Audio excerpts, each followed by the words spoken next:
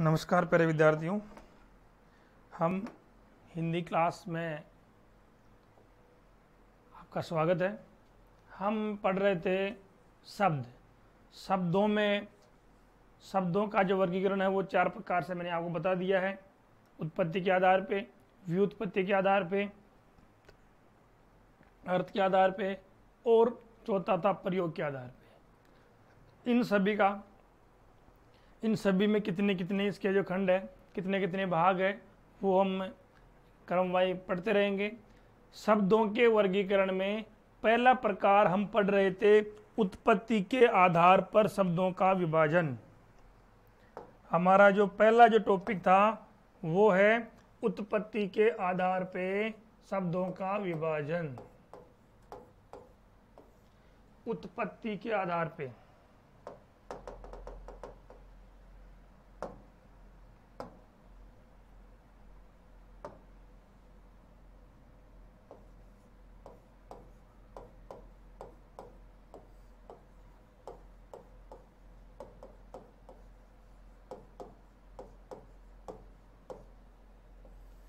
उत्पत्ति के आधार पर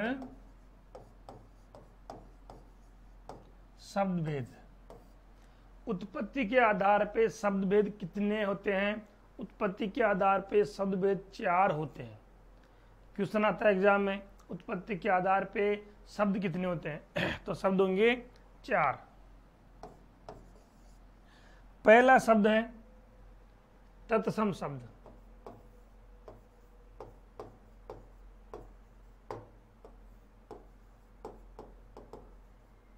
पहला है तत्सम शब्द और दूसरा है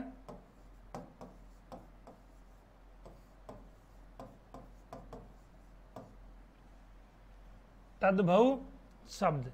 तत्सम शब्द और तद्भव शब्द, हम इन दोनों को एक साथ इनका अध्ययन करेंगे ताकि आपको समझने में थोड़ी सी फायदा मिले आपको थोड़ा। देखो, तत्सम का शाब्दिक अर्थ क्या होता है? तत्सम का शाब्दिक अर्थ होता है तत् प्लस सम। तत्सम का शाब्दिक अर्थ होता है तत् प्लस सम। तत् का मतलब होता है उसके, सम का मतलब होता है समान, उसके समान, मतलब ज्यों का त्यों।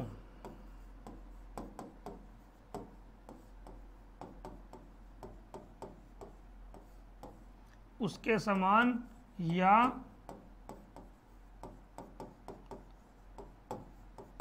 ज्यों का त्यों। अर्थात ये, इनसे अपन को क्या सीखना है? इनसे आपको समझना है हम बात कर रहे हैं हिंदी भाषा की। कौन सी भाषा की बात कर रहे हैं हम? हिंदी भाषा की। अब आपको पता होगा जो हिंदी भाषा है वो अपनी राजभाषा है, और आपको ये भी पता होगा कि सबसे प्राचीन भाषा कौन सी है? संस्कृत भाषा है क्या? सबसे प्राचीन भाषा कौन सी है? संस्कृत भाषा। और संस्कृत भाषा के भी 2 रूप थे, एक तो थी लौकिक भाषा, लौकिक संस्कृत भाषा, और एक थी वैदिक संस्कृत भाषा। 2 भाषाएं थी संस्कृत की। लौकिक जो लोग बोलचाल में काम में लेते हैं, और वैदिक जो वेदों में काम में लेते हैं। दोनों प्रकार से संस्कृत भाषा का ही प्रचलन था प्राचीन काल में। उन संस्कृत भाषा से बाद में कई भाषाओं का इसमें मेल हुआ। जैसे उसके बाद में आपकी प्राकृत भाषा आ गई, प्राची भाषा है,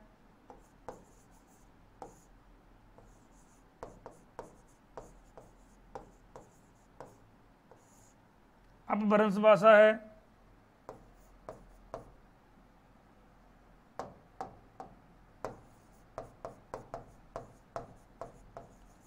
शोरसेनी भाषा है, उसके बाद में आ गई अपभ्रंश भाषा का रूप माना जाता है हिंदी भाषा। तो संस्कृत भाषा से बाद में, संस्कृत भाषा के बाद में हिंदी भाषा में आने के लिए किसी शब्द को कई बार तोड़ा मरोड़ा जाता है। जब शब्द संस्कृत भाषा से हिंदी भाषा में आए तो उनको कई प्रकार से जो जो रास्ते में भाषाएं मिलती गई, उस भाषा ने, उन भाषाओं ने उस शब्द को तोड़ा मरोड़ा, उसमें बदलाव किया, और बदलाव करते करते वो शब्द कहाँ पे पहुंचा? हिंदी में आ गया। कुछ शब्द ऐसे हैं जिस शब्द को इन भाषाओं से कोई प्रभाव नहीं पड़ा। कुछ शब्द ऐसे हैं जो इन भाषाओं में मिलने के बाद कई प्रकार के बदलाव आए। तो आपको यही समझना है कि कुछ शब्द तो ऐसे थे जो संस्कृत भाषा से, कौन से शब्द है जो संस्कृत भाषा से सीधे के सीधे किस में आ गए? हिंदी भाषा में आ गए। कुछ शब्दों को हिंदी भाषा ने क्या किया? सीधा संस्कृत से हिंदी में अपना लिया। जो क्या त्यों। कैसे? जो क्या त्यों। जो शब्द हिंदी भाषा में, संस्कृत भाषा के थे, और उस संस्कृत भाषा के शब्दों को हिंदी भाषा ने जो के त्यों अपने अंदर ग्रहण कर लिया, अपना लिया, उन्हें बोलते हैं तत्सम शब्द। और जो शब्द इन भाषाओं को सहन नहीं कर पाए, समझने के लिए बताऊं, इन भाषाओं को सहन नहीं कर पाए और इन भाषाओं में मिलने के बाद उन्होंने अपना खुद का अस्तित्व खो दिया और वो एक नए रूप में सामने आए, और वो नया रूप जब हिंदी भाषा में आया तो वो कहलाए तद्भव शब्द। जैसे मैं बात करूं, अपन सामान्य भाषा में अपन काम बोलते हैं कि मेरा बच्चा कक्षा में प्रथम श्रेणी से पास हो गया। मेरा बच्चा कक्षा में प्रथम श्रेणी से पास हो गया, उत्तीर्ण हो गया। ये प्रथम श्रेणी, ये जो शब्द है, ये शब्द आपके संस्कृत भाषा का था, लेकिन इस संस्कृत भाषा के शब्द ने हिंदी भाषा ने क्या किया? संस्कृत भाषा का शब्द आपका प्रथम है, इस प्रथम को हिंदी भाषा ने ज्यों का त्यों अपना लिया। इसलिए ये जो आपका प्रथम है क्या हो गया? तत्सम शब्द हो गया। और इसी प्रथम को यहां पे ये बोले कि मैं कक्षा में पहला स्थान आ गया, तो ये जो पहला शब्द है ये आपका कई भाषाओं में मिलने के बाद तोड़ मरोड़ करके ये अपना हिंदी भाषा में आया, इसलिए इसे तद्भव शब्द कहा जाता है। किसी प्रकार का परिवर्तन नहीं हो, जो संस्कृत में थी वो किस में आ गई? हिंदी में आ गई, उन्हें बोलते हैं तत्सम शब्द। और कई प्रकार के बदलाव होने के बाद वो संस्कृत भाषा से हिंदी भाषा में आई, उन्हें कहते हैं हम तद्भव शब्द। जैसे मैं एक शब्द बोलूं, भ्राता। भ्राता शब्द संस्कृत का है, और इस भ्राता को संस्कृत भाषा से हिंदी भाषा ने जो क्या तो अपना लिया, तो ये भ्राता हो गया आपका तत्सम शब्द हो गया। और इस भ्राता को हिंदी भाषा ने अपना लिया अगर भाई के रूप में, भाई, ये भाई शब्द हो गया आपका तद्भव हो गया, क्योंकि ये भ्राता इन भाषाओं में मिलने के बाद में यहां तक पहुंचते पहुंचते इसमें बेचारे में कई प्रकार की टूट फूट हुई, और टूट फूटने के बाद ये किस रूप में बचा? लास्ट में ये भाई के रूप में बच गया। तो कई भाषाओं में बदलाव होने के बाद में जो शब्द हिंदी भाषा ने, जैसे मैं बात करूं मित्र, मित्र शब्द है, ये आपका तत्सम शब्द है, और इस मित्र को हिंदी भाषा ने अपना लिया मीत। मीत हो गया आपका तद्भव शब्द, और मित्र हो गया आपका तत्सम शब्द। इसके बाद में उष्ट्र, उष्ट्र को अपना लिया तत्सम ने, और इस उष्ट्र का सीधा बन गया आपके जो आप बोलते हो नॉर्मल ऊंट। तो ये आपके हो गए तत्सम। इन शब्दों को आपको याद ही करने पड़ेंगे। कुछ शब्द कुछ नियम ऐसे हैं जो मैं आपको बता देता हूं, वो नियम अगर काम में अगर आप याद करोगे तो आपको 90% आपके तद्भव तत्सम का पता आप लगा लोगे। अगर आप उन शब्दों को नहीं पढ़ोगे तो आप इनका अधिकतर पता नहीं लगा पाओगे। तो इसमें आपके जो पहला जो नियम है वो ये है कि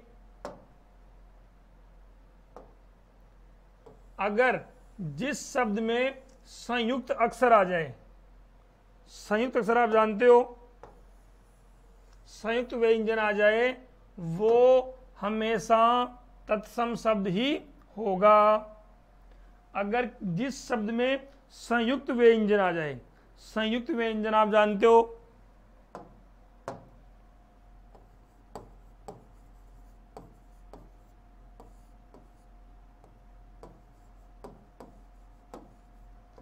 संयुक्त व्यंजन किसको बोलते हैं? क्षय, त्रय और ज्ञ और ध और श्रय, ये हैं आपके संयुक्त व्यंजन। अगर ये किसी भी शब्द में आ जाते हैं तो वो शब्द 100% आपका क्या हो जाएगा?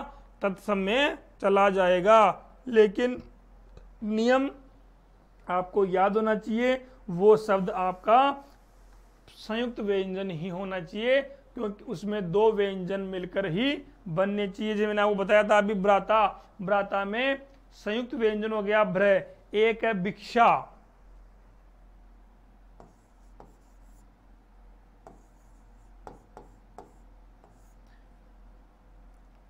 भिक्षा आपका हो गया, इसमें देखो संयुक्त व्यंजन आ रहा क्षय, तो ये क्षय आने से आपका जाएगा तत्सम में, और भिक्षा का तद्भव आप करोगे तो क्या बन जाएगा? ख बन जाएगा। क्षय का क्या बन जाएगा? ख बन जाएगा, और वो शब्द बन जाएगा आपका भीख। भीख शब्द हो गया तत्सम, और भिक्षा हो गया अश्रु।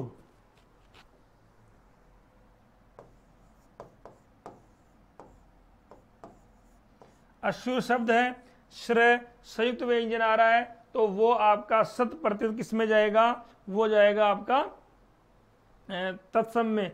अश्रु का हो गया आंसू, आंसू में संयुक्त व्यंजन नहीं है, तो आंसू जाएगा आपका किस में? तद्भव में जाएगा। इसके बाद में हृदय, हृदय में क्या आ रहा है? आधा व्यंजन,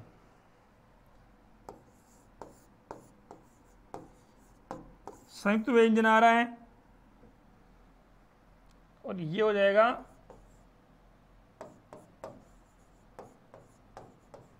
ये हो गया आपका तद्भव शब्द हो गया। इसके बाद में पहला नियम ये हो गया। दूसरा नियम देखो, पहला नियम कि संयुक्त व्यंजन आ गया वो तत्सम होगा। दूसरा होगा ऋषि वाला री, मतलब किसी भी शब्द के नीचे री की मात्रा आ गई वो हमेशा किस में जाएगा? वो शब्द हमेशा तत्सम में ही जाएगा। जहां री की मात्रा आ गई वो शब्द 100% किस में जाएगा? तत्सम शब्दों में जाएगा। जैसे भाद्र, भद्र, भद्र होता है जो भाला बोलते हो, भद्र बोलते हैं भला, भद्र पुरुष, ये तो भला पुरुष है। देखो ये र है, ये र हो गया, साथ में एक साथ और जोड़ लो आप, आधा र, आधा र जहां पर आ गया वो तत्सम में ही जाएगा। भद्र का तद्भव हो गया भला, इधर लिख देता हूं मैं आपको, भद्र का तद्भव क्या होगा? भला हो गया। दूसरा नियम, जहां री और आधा र मतलब जहां नीचे जो लगेगा वो हो गया तत्सम। इसके बाद मोस्ट इंपॉर्टेंट क्वेश्चन है अनुस्वार, जिसको आप बोलते हो चंद्र बिंदु।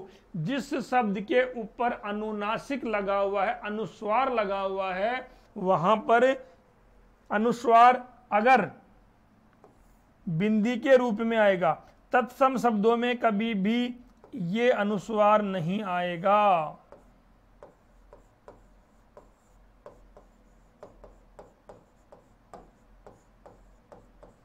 यहां पे ध्यान देंगे, ये जो चंद्र बिंदु आपको दिख रही है, ये चंद्र बिंदु तत्सम शब्दों में नहीं आएगी, ये चंद्र बिंदु आएगी आपकी तद्भव शब्दों में आएगी। जिस शब्द में चंद्र बिंदु आ गई वो शब्द 100% कहां जाएगा, तद्भव में जाएगा। और वही शब्द तत्सम में आएगा तो वो चंद्र बिंदु एक बिंदु का रूप ले लेगी। ये जो है ये आपका तत्सम हो गया।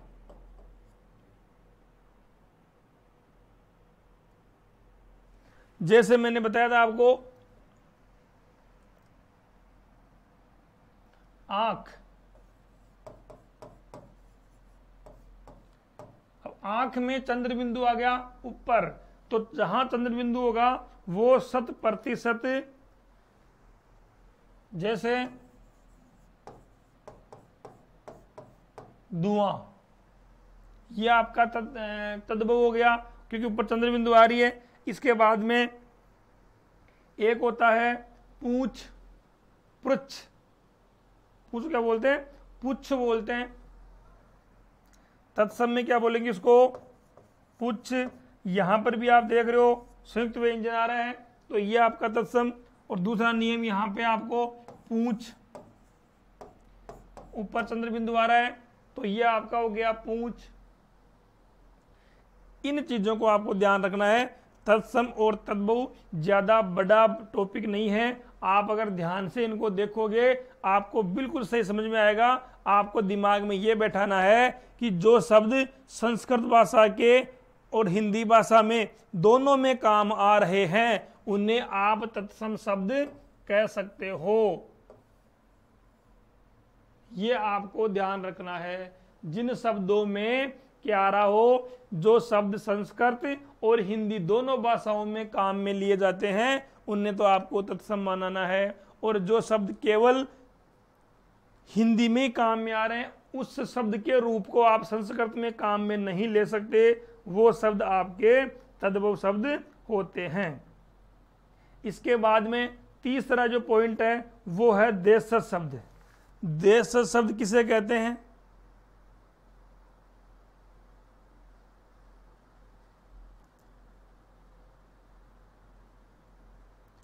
देशज शब्द वे शब्द जो स्थानीय, जिनकी उत्पत्ति का पता कहीं से नहीं चला, जिसकी कोई उत्पत्ति नहीं है, वो उसका उत्पन्न, उनका जो आविष्कार कहाँ से हुआ, उनकी खोज कहाँ से हुई, किसी को कोई पता नहीं है। ये ऐसे शब्द हैं जिनको स्थानीय लोगों ने अपनी फायदे के लिए, अपने बोलचाल के लिए, अपने परिवेश के लिए अपना लिया, अपने ही देश में उन्होंने जो बोलचाल में उनको लागू कर दिया हो, उन्हें बोलते हैं देशज शब्द। तीसरा है आपका देशज शब्द, अर्थात अपने बोलचाल की भाषा, अपने खुद की जो बोलचाल की भाषा है उस बोलचाल की भाषा में अपने फायदे के लिए, अपना जो है अब खुद को अच्छा लगने के लिए उन्होंने इन शब्दों का आविष्कार कर दिया। जैसे मैं बात करूं लुंगी,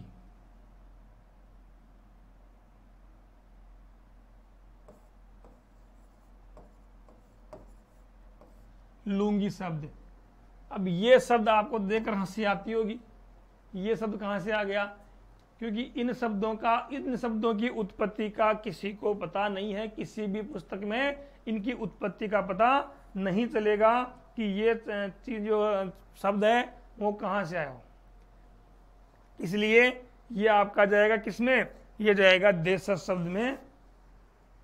देशज या देसी। जैसे आप बोलते हो कचौरी, कचौरी देशज शब्द है।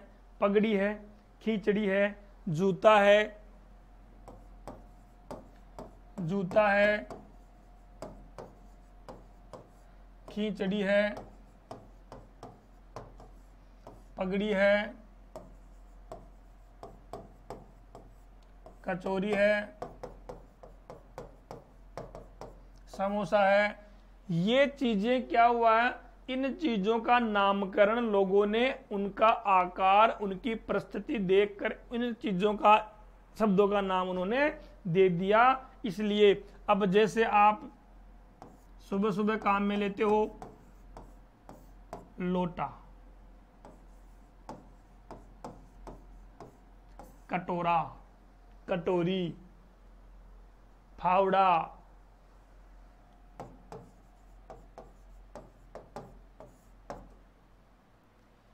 ये चीजें ऐसी है जिनकी उत्पत्ति कहीं से भी नहीं हुई है। लोगों ने क्या किया है, अपने हिसाब से उन्होंने इनको अपना लिया, जो उनको अच्छा लगा, जो उनकी भाषा थी उस भाषा के हिसाब से लोगों ने अपना लिया। आप शेखावाटी में जाओगे तो शेखावाटी में अलग भाषाएं बोली जाएगी। अपने राजस्थान की बात करें अपन तो कितने एरिया शेखावाटी एरिया है, ढूंढाड़ी एरिया है, हाड़ौती है,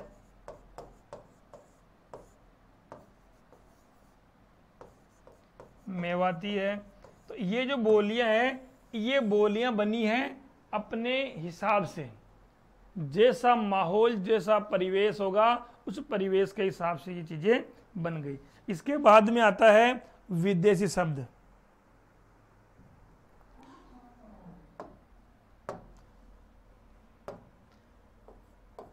चौथा वर्गीकरण है विदेशज या विदेशी शब्द। अब नाम से ही मालूम चल रहा है विदेशी मतलब विदेशों का। आपको अच्छी तरह पता है भारत में, अपने देश में कितने शासकों ने, कितनी जातियों ने, कितने समुदायों ने राज किया। मुगलों ने राज किया, पहले चौहान आए, राठौड़ आए, मराठा ने राज किया, पुर्तगाल आ गए, अंग्रेज आ गए, ठीक है। तो बाहर में विदेशी जातियों ने, कई जातियों ने अपने भारत देश पे अधिकार किया, राज किया है। तो उन्होंने अपनी छाप छोड़ी।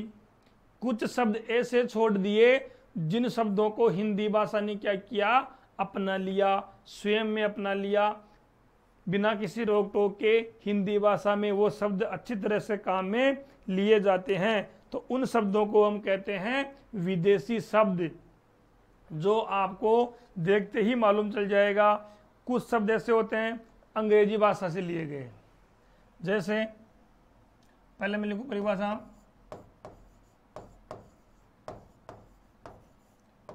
विदेशी भाषा के वे शब्द जिनको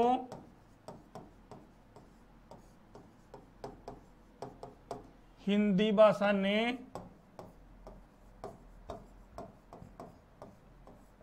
अपना लिया या ग्रहण कर लिया, वो शब्द होते हैं विदेशी शब्द। जैसे पहले बात करेंगे अपन अंग्रेजी की।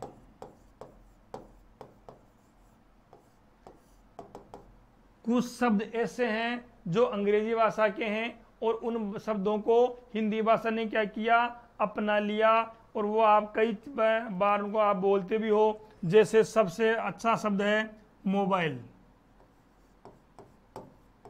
एक शब्द है मोबाइल।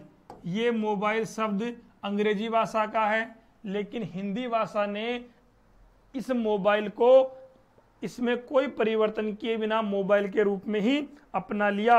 इसलिए इसे हम क्या बोलते हैं, विदेशी शब्द बोलते हैं। इसके बाद में स्टेशन, स्टेशन को भी हम विदेशी भाषा में काउंट करते हैं। ये भी अंग्रेजी भाषा का शब्द है। जैसे बस है, बस भी अंग्रेजी भाषा का शब्द है।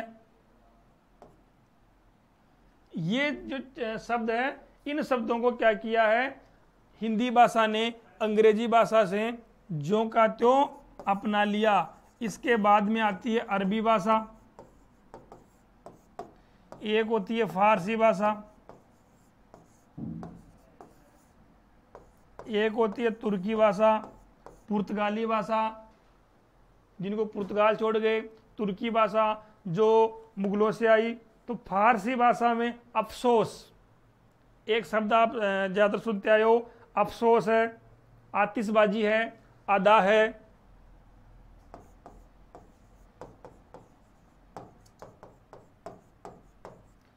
अफसोस, अदा,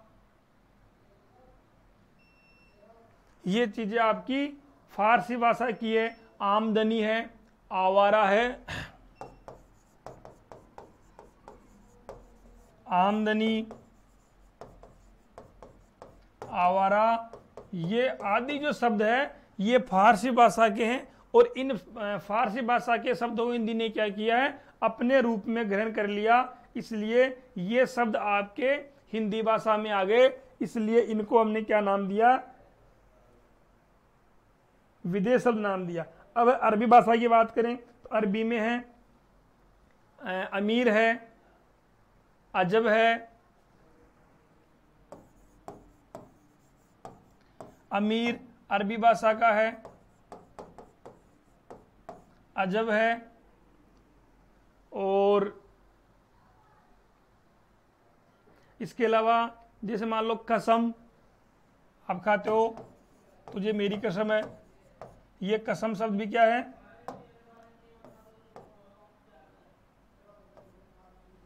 अरबी भाषा का है। तो ये चीजें, ये शब्द आपके अरबी भाषा के, जैसे मान लो अपन बात करें चाय है, चाय कौन सी भाषा से ली गई है, चीनी भाषा से, तो चाय भी विदेशी शब्द है। तो ये हो गया आपके विदेशी शब्द।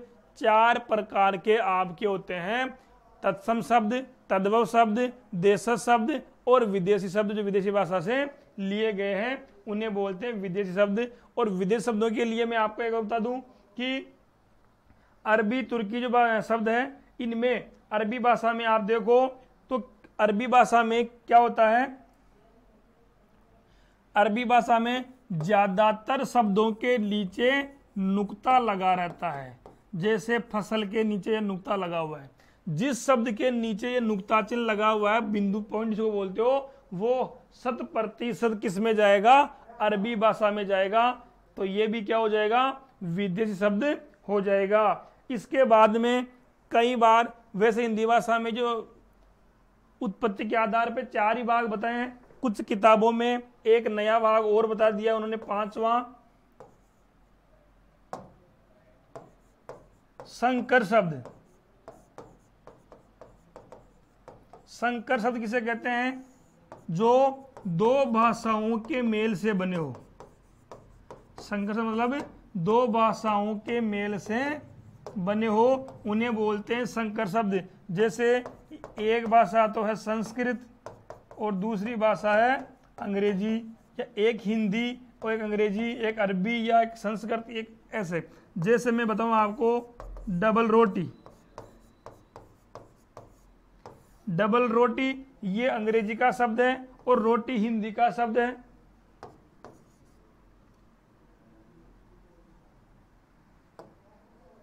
एक है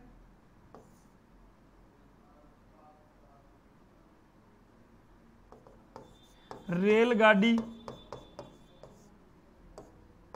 रेल हिंदी का है और गाड़ी आपका, सॉरी रेल अंग्रेजी का है और हिंदी आपका क्या है, गाड़ी आपका हिंदी का शब्द है। इसलिए इन्हें बोलते हैं हम संकर शब्द, जो 2 भाषाओं से मेल से बनते हैं। ये उत्पत्ति के आधार पे आपके चारों के चारों शब्द जो है पूरे हो गए। अब इनमें कुछ क्वेश्चनों की बात करते हैं अपन। तो आपका पहला क्वेश्चन देखो आप, स्टेशन किस भाषा का शब्द है, किस भाषा का शब्द होगा स्टेशन, स्टेशन होगा अंग्रेजी भाषा का शब्द, जो मैंने बताया था आपको भी, अंग्रेजी भाषा का शब्द है स्टेशन। चाय किस भाषा का है, चाय चीनी भाषा का है। संकर शब्द का अर्थ क्या होगा, तद्भव नहीं, विदेशी ये भी नहीं होगा, तत्सम भी नहीं होगा। संकर किसे कहते हैं, 2 भाषाओं के शब्दों से मिलकर बना शब्द क्या कहलाता है, संकर शब्द कहलाता है। इसके बाद अगला क्वेश्चन है आपका, देखो बच्चों, संस्कृत के ऐसे शब्द जिन्हें हम ज्यों के त्यों प्रयोग में लाते हैं वो क्या हो जाएंगे, तत्सम हो जाएंगे। जिनमें बदलाव होगा वो तद्भव हो जाएगा, जिन्हें बदलाव नहीं हुआ वो तत्सम हो जाएगा। उत्पत्ति के आधार पे कितने पढ़े आपने अभी? 4। 5 नहीं करना है। 5वां आप कौन सा लोगे? आप शंकर को मानोगे। शंकर को इसमें काउंट नहीं करते हैं, इसलिए हम कितने होंगे भाग? 4 होंगे। प्रयोग की दृष्टि से सूक्ष्म अंतर व्यक्त करने वाले शब्दों को क्या कहते हैं? वैसे ही में इस टॉपिक का ये क्वेश्चन नहीं है। समानार्थी शब्द इनको क्या कहते हैं? जो आप आगे पढ़ोगे समानार्थी, उनमें ही आ जाएंगे। किस क्रमांक में तद्भव है? तद्भव देखो, डाल तत्सम शब्द है, चारू तत्सम शब्द है, पीलू यह आपका देशज शब्द है। तो इसमें क्या होगा? इसका होगा चषक। चषक क्या होगा? तद्भव शब्द होगा। किस क्रमांक में तद्भव है? देखो, तद्भव तत्सम सीख, इसमें होगा तद्भव। क्यों होगा? क्योंकि अद में देखो संयुक्त व्यंजन आ रहा है, इसमें संयुक्त व्यंजन है, और इसमें हो गया आपका धैर्य। धैर्य ये भी क्या हो गया आपका? तत्सम शब्द हो गया है। अगला है संधि। संधि कौन सा शब्द है? तो संधि होगा आपका तत्सम शब्द होगा, क्योंकि ये संस्कृत भाषा से जो के तो हिंदी भाषा ने अपना लिया। एक क्वेश्चन है मगही। मगही भी आपका तत्सम होगा। अपिल शब्द, अपिल शब्द क्या होगा? विदेश शब्द हो जाएगा। अपिल, अपिल बाहर का शब्द है। विभावरी में तद्भव शब्द हो जाएगा इसमें। और ये शब्द आपका अगले टॉपिक में आएगा। तो ये आज का अपना टॉपिक है, तत्सम शब्द, तद्भव शब्द, देशज और विदेशी। इनके अधिक से अधिक उदाहरण आपको देखकर याद करने हैं, इनकी पहचान करने की कोशिश करनी है। अगला अपना जो टॉपिक होगा वो होगा व्यू उत्पत्ति के आधार पे। अगर टॉपिक अच्छा लगा हो तो लाइक कीजिए और इस मेरे चैनल को सब्सक्राइब कीजिए। धन्यवाद।